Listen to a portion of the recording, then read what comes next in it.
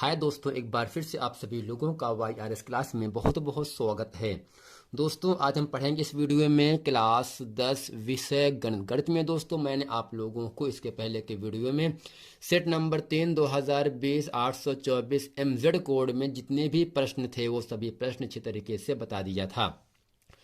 तो फ्रेंड आज हम पढ़ेंगे सेट नंबर 4 का 2020 822 MZ कोड में। इसमें दोस्तों जितने भी बहुविकल्पी और अतिलघुत्तरी के महत्वपूर्ण प्रश्न हैं जो कि एग्जाम में पूछे जाते हैं, मैं आज इस वीडियो में अच्छे तरीके से आप लोगों को बताने वाला हूं। दोस्तों हम उम्मीद करते हैं आप इस वीडियो को अंत तक जरूर देखेंगे। तो दोस्तों प्रश्न नंबर यहां से पहले का प्रश्न आपके सामने कह रहा है 15, 18 और 24 का लासा है। दूसरा है बहुपद 3x² + 5x - 2 के शून्यकों का योगफल है। आइए दोस्तों चलते हैं, बगैर कुछ देर के वीडियो को शुरू करते हैं। तो दोस्तों यहाँ से तीन संख्या है 15, 18 और 24 का हमें लासा ज्ञात करना है। तो यहाँ से लिखेंगे 15, 18 और दोस्तों यहाँ से हो जाएगा आपका 24। दोस्तों आपको याद होगा 15 का जो अभाज्य गुणनखंड होता है वो होता है 3 गुणे 5 होता है। इसी प्रकार जब हम 18 को काटते हैं तो 18 गुणनखंड होता है 2 गुणे 3 गुणे 3। और इसी प्रकार से 24 का अभाज्य गुणनखंड यहाँ से हो जाता है 2 गुणे 2 गुणे 2।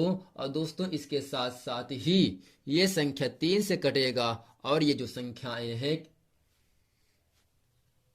अब दोस्तों हमें करना क्या है, इन तीनों संख्याओं का हमें लासा ज्ञात करना है। तो यहां से लिखेंगे इसलिए लासा किसका है, 15 का है, 18 का है और दोस्तों 24 का है। दोस्तों मैंने आप लोगों को बताया था एलसीएम में लासा में जो संख्या ज्यादा बार आएगा केवल उसी को ही लिखा जाता है।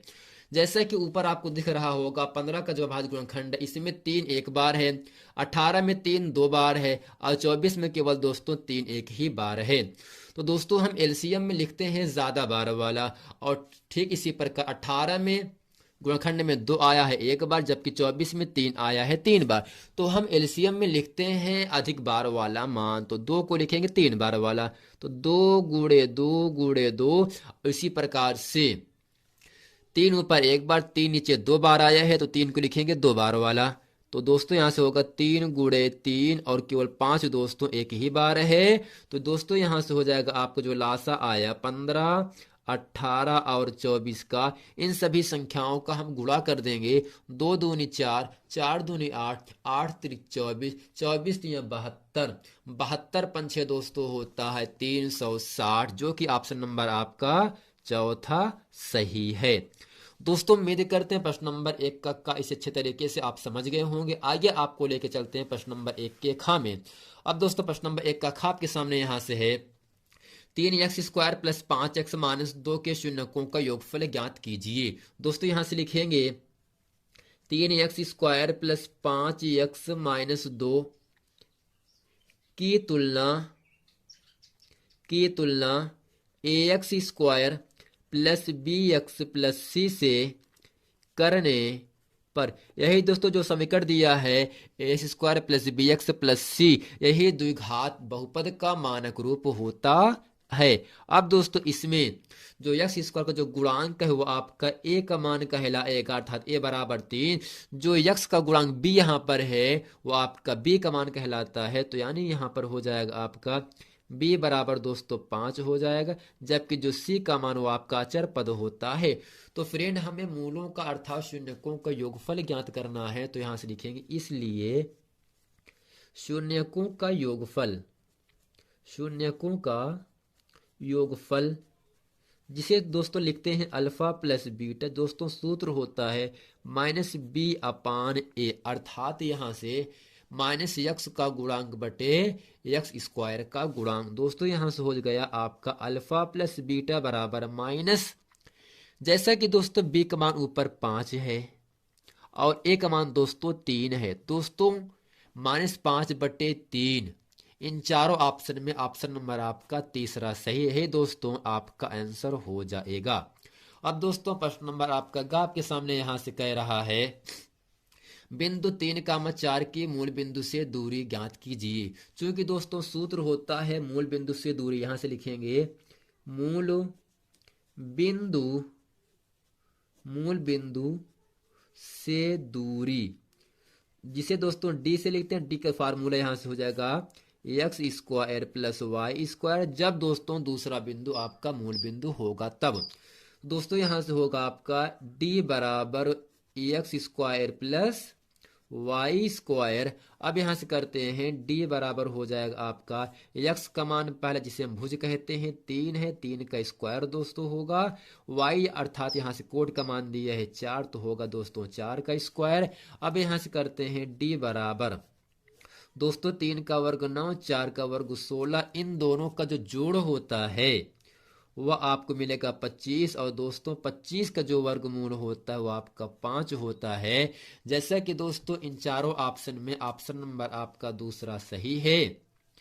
दोस्तों डी का मान आ गया आपका 5। दोस्तों उम्मीद करते हैं प्रश्न नंबर 1 का खा और गा इसे अच्छे तरीके से आप समझ गए होंगे। आइए अब चलते हैं प्रश्न नंबर 1 का घा में। दोस्तों प्रश्न नंबर घा है त्रिभुज ए बी सी और बी डी ई दो समबाहु त्रिभुज इस प्रकार हैं। दोस्तों आपको याद होगा दो समबाहु त्रिभुज समरूप त्रिभुज कहलाते हैं। दो समबाहु त्रिभुज समरूप त्रिभुज कहलाते हैं। तो ए बी सी और बी डी ई दो समबाहु त्रिभुज इस प्रकार हैं कि डी भुजा बी सी का मध्य बिंदु, यानी जो बिंदु डी है वह बीसी का मध्य बिंदु है। त्रिभुज ए बी सी और त्रिभुज बी डी ई का क्षेत्रफलों का अनुपात ज्ञात करना है आपको। अब दोस्तों आइए चलते हैं इसके हल में। हम लिखते हैं तो इसमें कह रहा है ए बी सी और बी डी ई दो समबाहु त्रिभुज है, तो बनाएंगे यहां से ए बी सी एक त्रिभुज। पहले दोस्तों ये क्या हो जाएगा आपका ए बी सी होगा आपका एक त्रिभुज, तो ए बी सी। अब दोस्तों ए बी सी और बी डी ई दोनों क्या है समबाहु त्रिभुज हैं, समबाहु त्रिभुज। दोस्तों जो समबाहु त्रिभुज होता है इसकी प्रत्येक भुजाएं बराबर होती हैं। अब दोस्तों यहां से करते क्या है, कह रहा इसमें जो डी भुजा है वह बीसी का मध्य बिंदु है, तो इसके बीच में डी आ जाएगा, डी भुजा बीसी का मध्य बिंदु है। अब दोस्तों आपको लिखना क्या है, त्रिभुज ए बी सी त्रिभुज बी डी ई दोनों समबाहु त्रिभुज हैं, समबाहु त्रिभुज समरूप त्रिभुज कहलाते हैं। तो यहां से दोस्तों लिखेंगे त्रिभुज ए बी सी समरूप त्रिभुज बी डी ई चूंकि समबाहु त्रिभुज की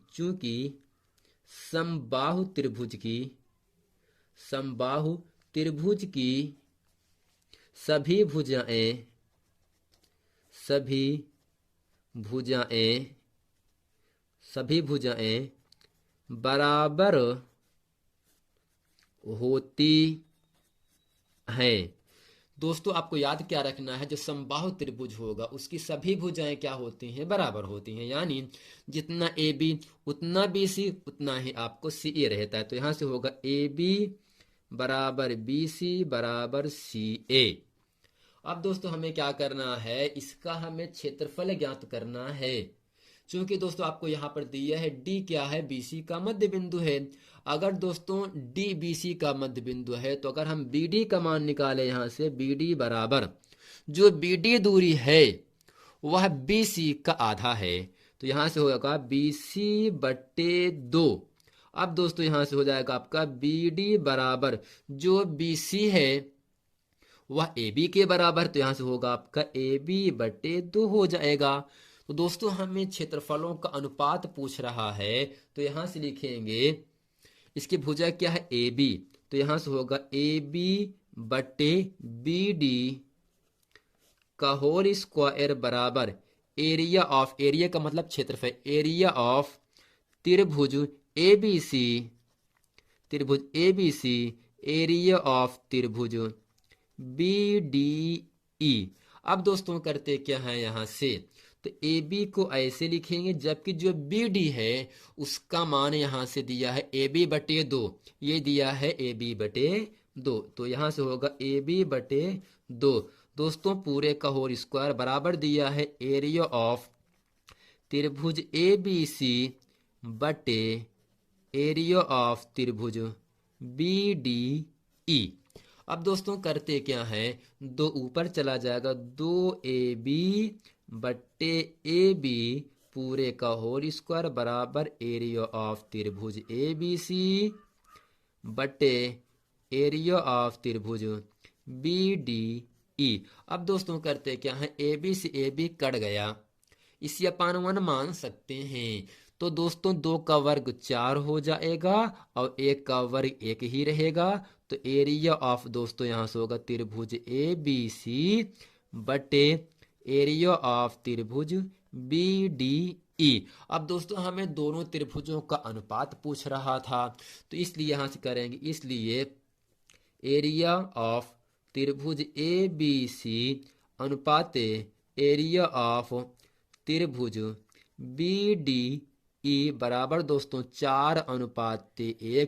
जैसा कि दोस्तों इन चारों ऑप्शन में ऑप्शन नंबर आपका दोस्तों यहाँ से पहला सही है। दोस्तों उम्मीद करते हैं प्रश्न नंबर घ इसे अच्छे तरीके से आप समझ गए होंगे। आइए दोस्तों चलते हैं आपको लेकर प्रश्न नंबर 1 का प्रश्न नंबर अड़ा में। दोस्तों प्रश्न नंबर अड़ा आपके सामने यहाँ से कह रहा है 1 माइनस टेन स्क्वायर 45 अंश 1 माइनस टेन स्क्वायर 45 अंश बटे 1 प्लस टेन स्क्वायर 45 अंश। अब दोस्तों करना क्या है, आपको याद होगा सारणी के माध्यम से टेन 45 अंश का मान 1 होता है।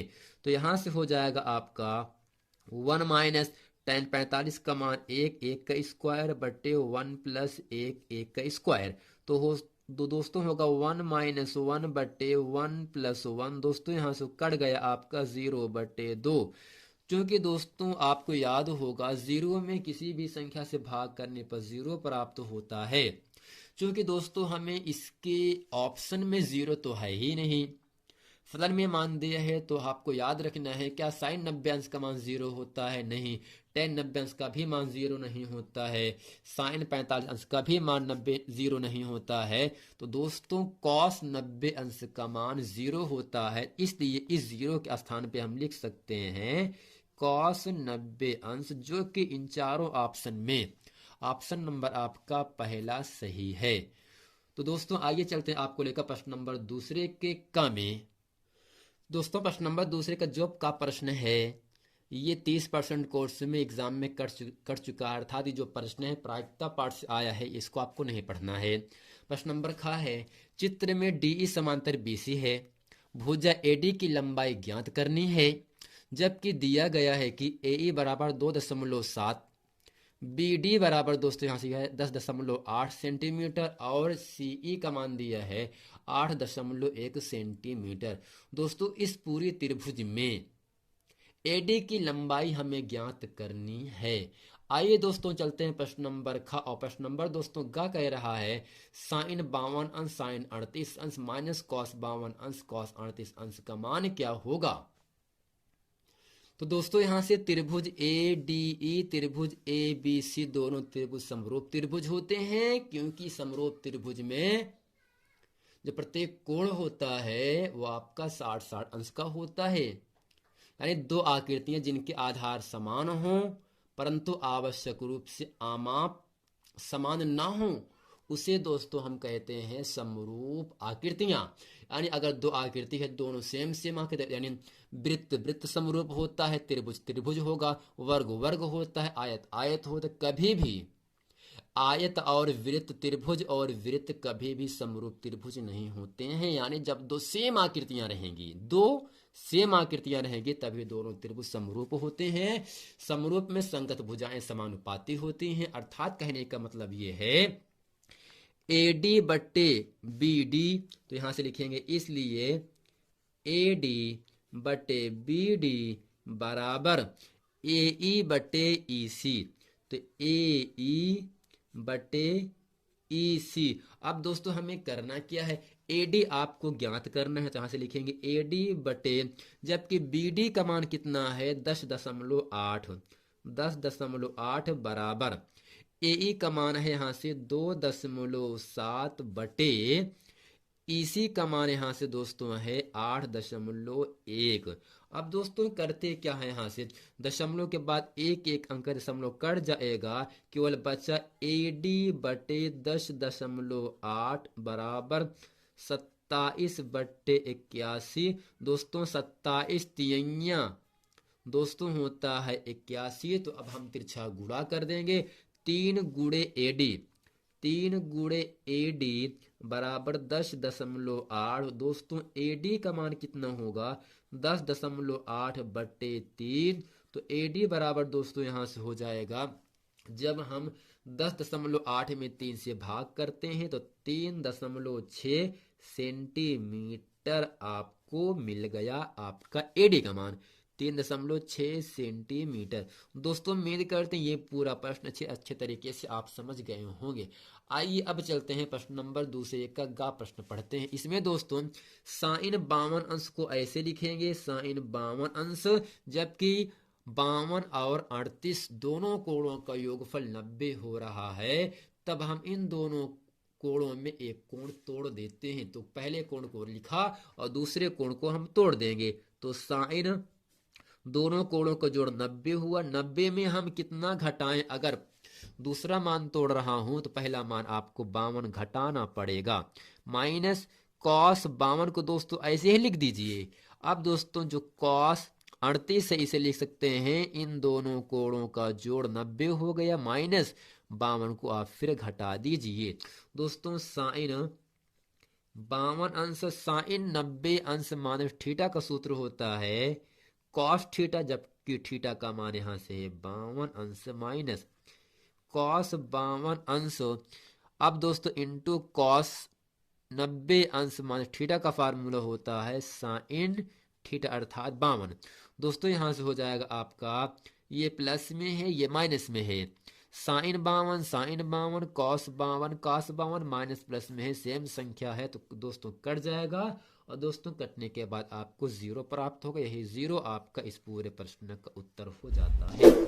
दोस्तों उम्मीद करते हैं ये पूरा प्रश्न वीडियो अच्छे तरीके से आप लोग समझ गए होंगे। मिलते हैं नेक्स्ट वीडियो में, तब तक के लिए थैंक यू।